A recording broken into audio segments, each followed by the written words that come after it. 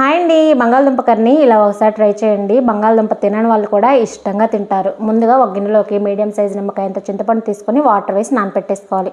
KG బంగాళదుంపల్ని నీట్గా clean చేసుకొని మధ్యలో కట్ చేసుకొని వాటర్ కొద్దిగా సాల్ట్ వేసి ఉడికించుకోవాలి. బంగాళదుంపలు ఉడికిన తర్వాత పక్కు తీసేసి వాటిని ఇలా ఒక్కొక్క దాన్ని 4 పీసులుగా కట్ చేసుకొని ఒక 2 బంగాళదుంపల్ని కట్ చేయకుండా పక్కన పెట్టేసుకోండి. స్టవ్ ఆన్ చేసి స్టవ్ మీద ప్యాన్ పెట్టేసి 2 టేబుల్ స్పూన్లు ఆయిల్ వేసుకొని ఆవాలు, జీలకర్ర, పచ్చిమిర్చి, ఆనియన్స్, కరివేపాకు వేసుకొని అవి వేగిన తర్వాత 1 టీ స్పూన్ అల్లం వెల్లుల్లి పేస్ట్, 1/2 టీ స్పూన్ పసుపు, 1 టీ స్పూన్ కారం, టేస్ట్కి తగ్గట్టు సాల్ట్ వేసుకొని కట్ చేసి పెట్టుకున్న బంగాళదుంపల ముక్కలను కూడా వేసుకొని బాగా కలిపి లో ఫ్లేమ్లో ఒక 5 నిమిషాలు వేపుకోవాలి. 5 నిమిషాల తర్వాత చింతపండు పులుసు, 1 టీ స్పూన్ ధనియాల పొడి, 1/2 టీ స్పూన్ గరం మసాలా, పులుపుకు తగ్గట్టు వాటర్ వేసుకొని కట్ చేయకుండా పక్కన పెట్టుకున్న బంగాళదుంపలను చేతితోటి మెదిపి వేసుకొని ఒక 10 నిమిషాలు ఉడికించుకోవాలి. 10 నిమిషాలు ఉడికించుకున్న తర్వాత చిటికెడు బెల్లం, 1 టేబుల్ స్పూన్ ఎండు కొబ్బరి పొడి వేసుకొని ఒక 2 నిమిషాలు ఉడికించుకొని ఫైనల్గా కొత్తిమీర వేసుకొని స్టవ్ ఆఫ్ చేసేసుకుంటే బంగాళదుంప కర్రీ రెడీ. అన్నం, చపాతీ దేంట్లోకైనా సూపర్.